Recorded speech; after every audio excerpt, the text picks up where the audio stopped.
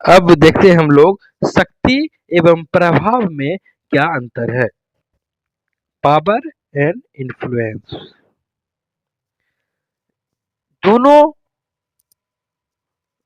अपना काम बनवाने की एक प्रकार की रीति है, लेकिन दोनों में शक्ति और प्रभाव में कुछ समानताएं भी दिखती है तो कुछ असमानताएं भी दिखती है। समानताएं के रूप में हम कह सकते हैं कि अगर उद्देश्य की दृष्टि से देखा जाए तो शक्ति और प्रभाव दोनों उद्देश्य की दृष्टि से समान होते हैं, क्योंकि इसका उद्देश्य ही होता है सामने वाले को प्रभावित करना, उसके व्यवहार को प्रभावित करना, उसके व्यवहार को नियंत्रित करना, उसके जो दिशा को नियंत्रित करना, उसको निर्देशित करना।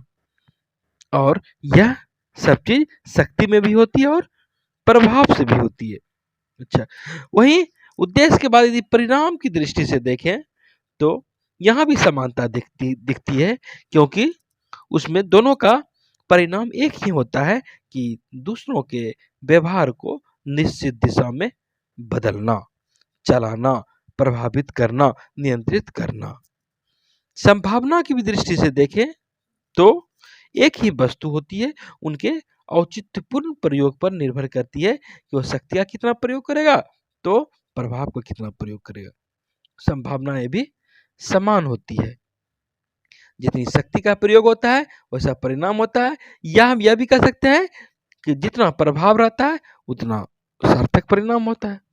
वहीं शक्ति एवं प्रभाव में भिन्नता देखें और समानता देखें तो इसमें भी कई प्रकार की बातें आती है।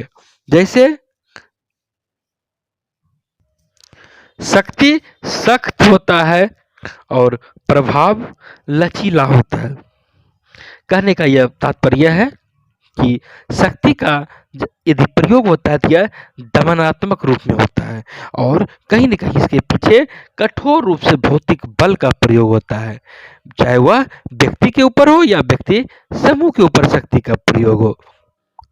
उसको झुकाने के लिए बल का प्रयोग करना पड़ता है और उसके अलावा वहाँ पर कोई विकल्प नहीं होता है। लेकिन यदि प्रभाव की बात करें तो यहाँ कुछ अनुनय की भी बात होती है और लचीला होता है, विचार और भावना को प्रभावित करके काम कराया जाता है। ऐसी दिशा में पर व्यक्ति हो या व्यक्ति समूह, वहाँ पर अनुपालन के लिए थोड़ा-सा कहीं न कहीं एक विकल्प अवश्य रहता है। शक्ति का परिणाम निश्चित होता है, वहीं प्रभाव का परिणाम अवश्यंभावी होता है, शक्ति की तरह निश्चित नहीं होता है। शक्ति का प्रयोग किसी की इच्छा के विरुद्ध भी किया जाता है और वहाँ पर उसका प्रयोग किया जाता है तो वो जिसके खिलाफ किया जा रहा है वो चलने के लिए बाध्य हो जाता है और वहाँ परिणाम अवश्यंभावी होते हैं। वहीं अगर प्रभाव की बात करें तो वहाँ एक तरह से प्रभावित करने की बात होती है, समझाने की, बुझाने की, विचार भावना से पिघलाने जैसे काम कराए जाते हैं। इसका वांछित परिणाम शक्ति जैसे परिणाम से भिन्न भी निकलता है।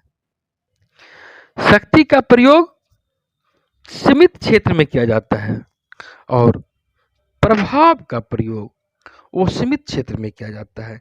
कोई शासक यदि है तो अपनी शक्ति का प्रयोग अपने संप्रभु क्षेत्र के अधीन ही कर सकता है, उससे अधिक नहीं कर सकता है। दूसरी जगह वह शक्ति नहीं चला सकता है या वह कमजोर के खिलाफ जबरदस्ती शक्ति का प्रदर्शन करता है। वहीं प्रभाव की बात होती है तो वह अपने से मजबूत को भी प्रभावित करने की कोशिश करता है या अपने क्षेत्र से बाहर के लोगों को भी प्रभावित करने का कोशिश होता है। अपने संप्रभु क्षेत्र से अलग विश्वव्यापी प्रभाव लोग छोड़ते हैं, लेकिन शक्ति का इस्तेमाल लोग विश्वव्यापी स्तर तक नहीं कर सकते हैं। प्रभाव का इस्तेमाल कर सकते हैं और लोग प्रभावित होते भी हैं, क्षेत्रीय, राष्ट्रीय, अंतर्राष्ट्रीय स्तर तक प्रभावित हो जाते हैं लोग, लेकिन शक्ति का इस्तेमाल उस रूप में आप नहीं कर सकते हैं। शक्ति का प्रयोग होगा तो उसमें कटुता होती है, लेकिन प्रभाव में कटुता जैसी बात होगी ऐसी कोई बात नहीं भी हो सकती है। शक्ति का प्रयोग जहाँ होगा वहाँ कटुता उत्पन्न होता है, लोगों में द्वेष उत्पन्न होता है, ईर्ष्या उत्पन्न होता है, उनके खिलाफ विद्रोह की भावना पनपती है। लेकिन प्रभाव की बात यदि होती है तो वहाँ पर सौहृदयता वाली बात होती है, उसकी विचार भावना से प्रभावित करने की कोशिश की जाती है। वहाँ पर कटुता के स्थान पर हृदय रूप से सौहृदयी बनकर उसे प्रेरित प्रभावित करने की कोशिश की जाती है। शक्ति मूर्त रूप में होती है तो प्रभाव अमूर्त रूप में होती है। शक्ति कौन कर रहा है, किसके खिलाफ कर रहा है, क्या परिणाम हो रहा है, यह सब स्पष्ट दिखाई लोगों को देता है। वहीं प्रभाव की बात होती है तो कौन किया, किसके ऊपर किया, कितना अधिक व्यापक प्रभाव पड़ा, यह सब एक अमूर्त रूप में होता है। यह अदृश्य रहता है, यह तुरंत स्पष्ट रूप से लोगों को नहीं दिखता है। शक्ति में पार्श्विक बल का प्रयोग होता है, भौतिक बल का प्रयोग होता है, प्रतिरोध होता है, प्रतिशक्ति होता है और यह वो लोकतांत्रिक होता है। लेकिन यदि हम प्रभाव की बात करें तो वहाँ मानवीय पक्ष होता है, मानवीय सहानुभूति होता है और दूसरे पक्ष की भी सहानुभूति प्राप्त करने की कोशिश की जाती है। लोकतांत्रिक भावना के अनुकूल माना जा सकता है प्रभाव को, लेकिन शक्ति तानाशाही का परिचायक होता है। किसी भी युद्ध में आप देख सकते हैं कि किस तरह तानाशाही का प्रदर्शन कर शक्ति का इस्तेमाल होता है। वहीं प्रभाव की बात करें तो संवेदना रूप से दूसरों की सहायता करके भी लोग दूसरे के दिल में जगह बनाने की कोशिश करते हैं। शक्ति बाहर की चीज है तो प्रभाव अंदर की चीज है।